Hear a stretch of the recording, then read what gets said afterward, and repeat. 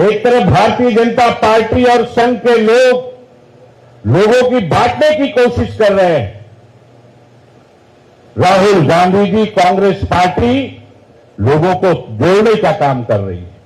जिस तरह से सीमा पार के आतंकवादियों ने हमारे 26 बेगुनाह लोगों की जानें ली हैं, आज देश का हर नौजवान, देश का हर नागरिक बेचैन है। खाली टेलीविजन के ऊपर जंग हो रही है। मोदी जी कब हमला करेंगे?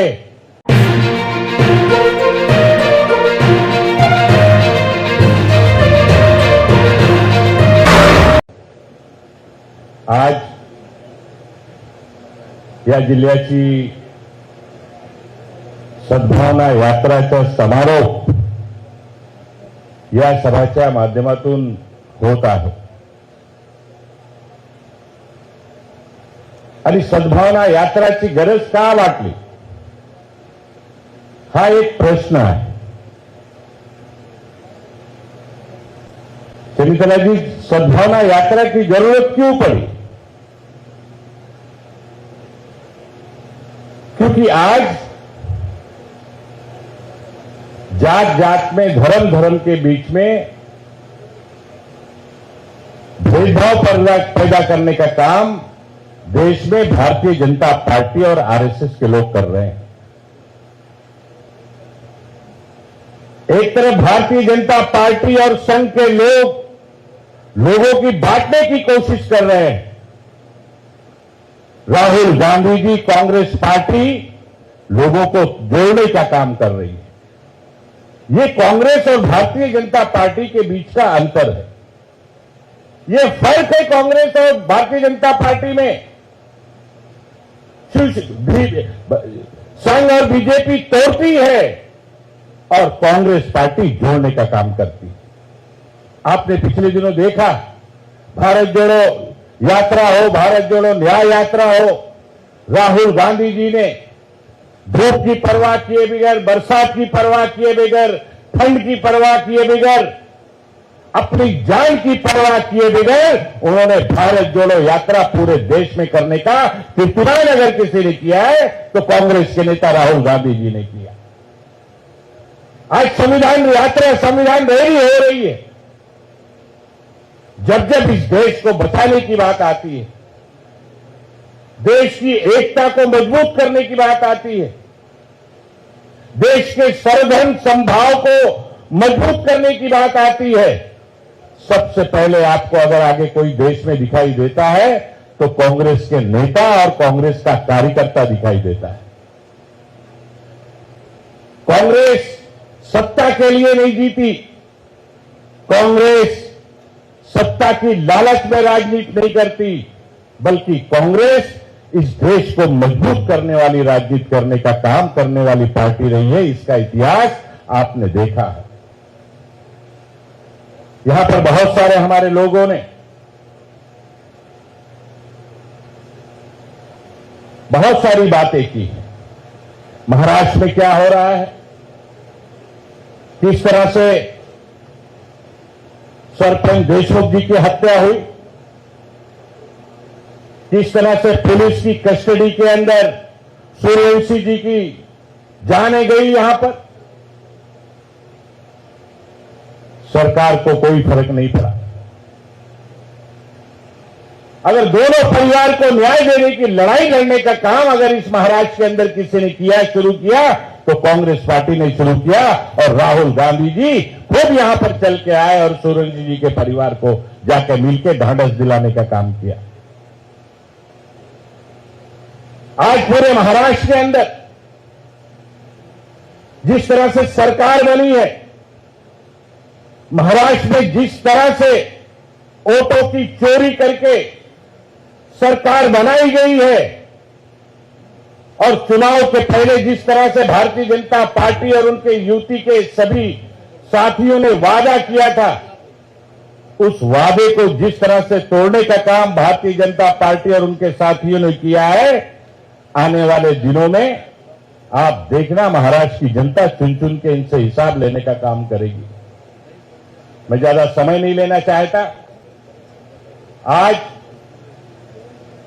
संविधान बचाने की लड़ाई पूरे देश में कांग्रेस पार्टी, राहुल गांधी जी, खड़गे जी, रमेश चन्नीचिला जी, कांग्रेस पार्टी के एक एक नेता पूरे देश में कर रहे हैं।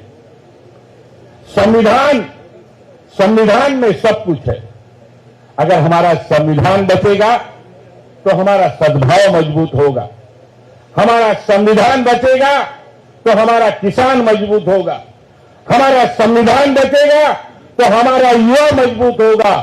और हमारा संविधान बचेगा, हर जाति और समाज और धर्म के लोगों को न्याय मिलेगा। ये वो संविधान है जो संविधान बाबा साहब अंबेडकर जी ने इस देश को दिया है और कांग्रेस पार्टी ने इसको लागू किया है इस देश के अंदर। आज जाति जनगणना की बात बहुत जोर शोर से हुई। भारतीय जनता पार्टी की सरकार ने निर्णय लिया।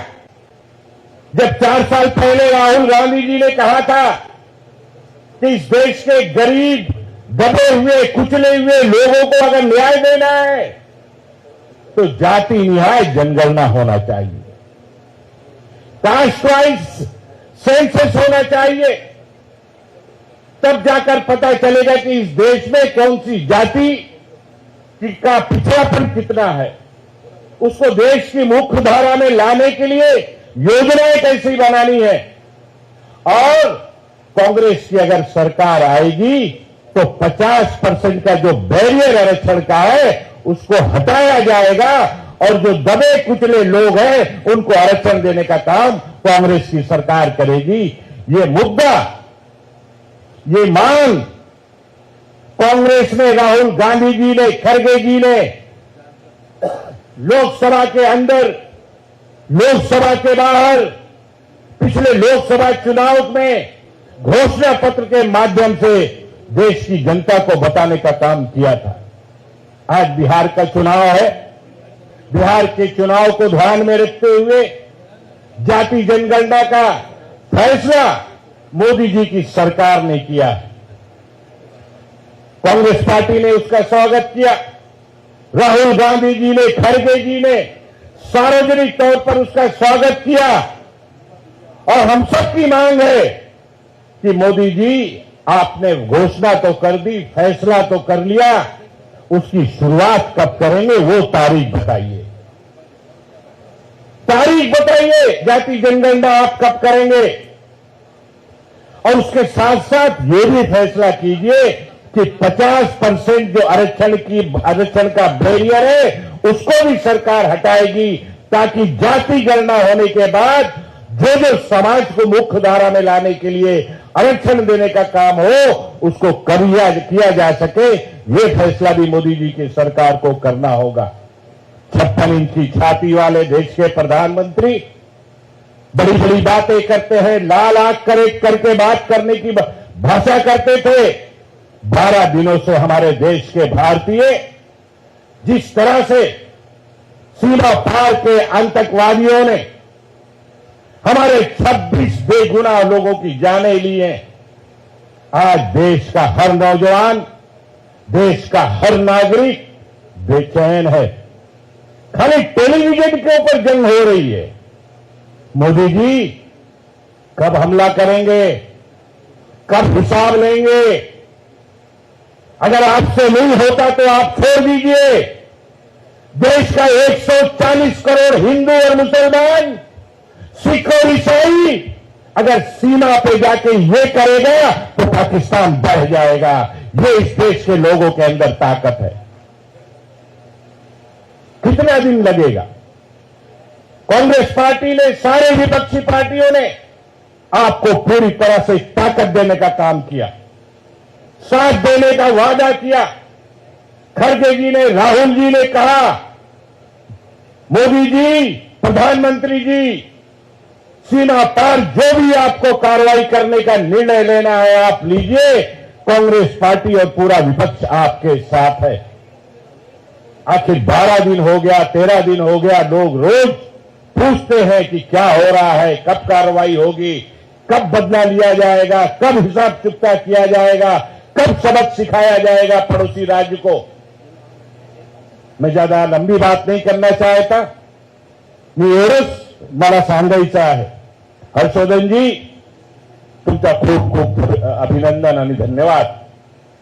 सद्भावना यात्राच्या माध्यमातून आरक्षण वाचवण्याचं जे काँग्रेसचं धोरण आहे, भर युगामध्ये तुम्ही या राज्यामध्ये सुरू केलेलं आहे आणि आमची सर्वांची ताकद तुमच्या सोबत आहे. या राज्यामध्ये काँग्रेसचा तिरंगा बळकट करण्यासाठी, झेंडा फडकवण्यासाठी आणि या देशाच्या संविधान वाचवण्यासाठी जे जे करण्याची गरज असेल आणि जे जे कार्यक्रम तुम्ही राबवणार, आम्ही सगळे तुमच्या पाठीशी उभे राहणार, एवढेच आश्वासन देतो आणि 2 शब्द संपवतोय. धन्यवाद.